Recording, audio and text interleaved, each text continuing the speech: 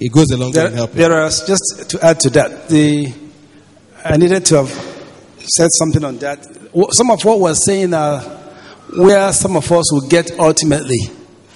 When I talk about business plan, I didn't go to all the nitty-gritties, but I just said, draw a line. These things are possible. People have done it. I've set up my 5th branch before George set up the first. But I'm still here.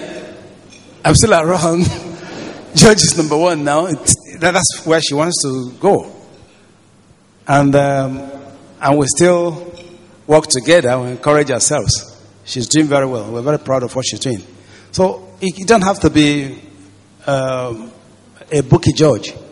But you can learn some tricks from what, not tricks, but you can learn some skills or some, call it tricks in quotes.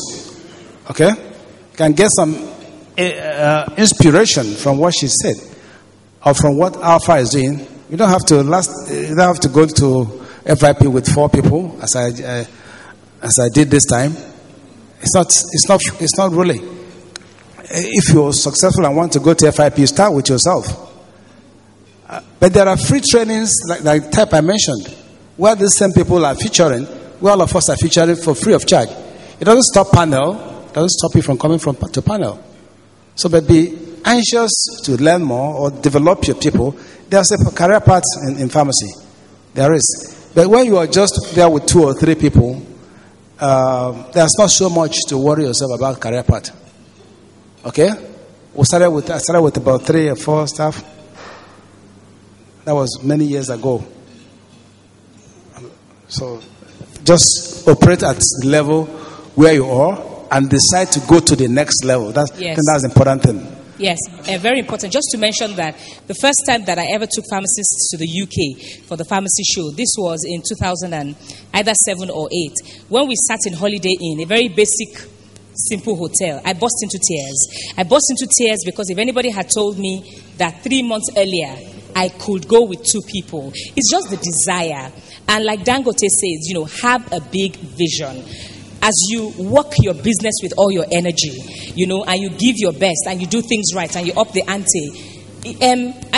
People don't really know me. They think because I was Miss Fajem Rokun, therefore I'm from a silver spoon background. My mother raised us by herself, and it was seriously baby steps. I can account for every dime that we have. Just working hard, putting one foot in front of the other, doing things excellently, and customers will come your way, word of mouth, referrals, and you begin to do better.